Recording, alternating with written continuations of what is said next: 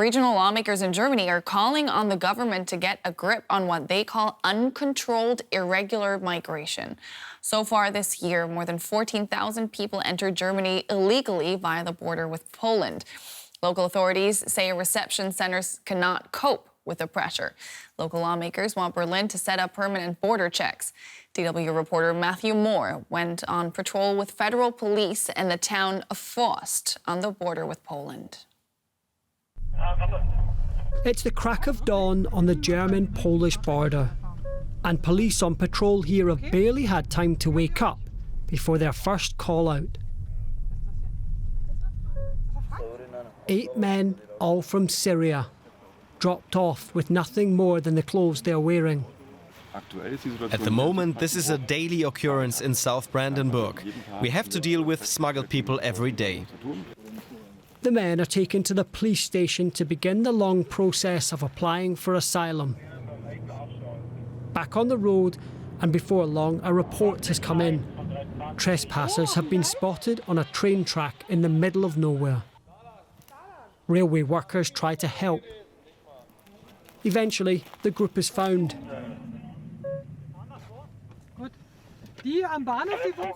Dumped in the forest by a smuggler who fled. But we can't hang around because we're called to respond to reports of a suspicious van. The cargo is all too familiar, but nevertheless shocking. 30 people, including 2 children, pile out. Most are from Syria and have made the journey via the Balkans. But often it's not an easy job for police to work out who is trafficked and who is trafficker. The driver is an 18-year-old Syrian who is in the asylum process here in Germany.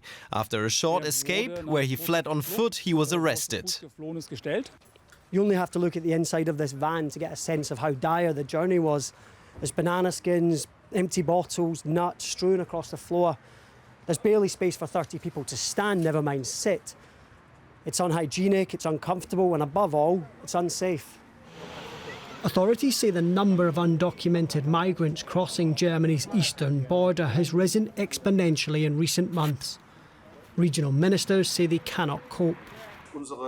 Our systems are working in overload mode, and the high influx, which is now well over 300, probably 400,000 still to come this year, is causing our local municipal systems to collapse. He wants fixed border controls, the likes of which have been imposed on the southern German border since 2015. The government in Berlin, however, is not in favour. The number of illegal arrivals is rising because we don't effectively protect EU's outer border. And if we don't do that, then it will make no difference if we put up stationary border controls everywhere. We will be addressing a problem, but not the causes. That's why it's not the right approach. Until Europe finds a coordinated approach to border control, human traffickers will continue to exploit holes in the system, and asylum seekers will find the promise of a new life hard to resist. For more, we can now speak to our political correspondent, Simon Young. Simon, what is the government's plan to deal with the current situation? Well, the government says that they recognise that the situation with asylum seekers and other migrants arriving is acute and is difficult. And what they've said, as you heard there, was that they don't believe that just putting more police manpower on the border crossings would help very much. It might be too easy to get round that. What they say instead is, let's keep working for an EU-wide asylum policy, a better one than we've got now. They say that they believe that they can get that even in time for next year's European Parliament elections. But of course, it has been in the works for decades, and it's clearly very difficult to do. The government also says that they are working on agreeing bilateral agreements with individual countries where some of these people come from, if they can be considered as safe countries of origin. So agreements in principle that those people could be sent back. Of course, in practice, it often doesn't work out quite as easy as that. Simon, a new study just concluded that far-right attitudes are becoming more and more mainstream in Germany. What does this study tell us about people's feelings about migration? Yes, so this is a study by the Friedrich Ebert Foundation, which is a think tank that's close to the German Social Democratic Party. And they do this study every couple of years, looking at how well anchored sort of liberal democratic values are in German society. So on migration, what they've said is that, it does seem that there is a growing trend to more intolerant attitudes when it comes to asylum seekers and migrants. For instance, they say that 40% of people believe that, the German state treats migrants and refugees better than it treats Germans who need help. And another finding, they say people who come from Ukraine are seen much more favourably, they say, by themselves, as talking about mainstream attitudes, than people who come from Syria or Africa. So I think that gives you just a sense that things are, that there may be a somewhat more unwelcoming atmosphere as far as people arriving and asylum seekers is concerned. What are some of the other takeaways from this study, Simon?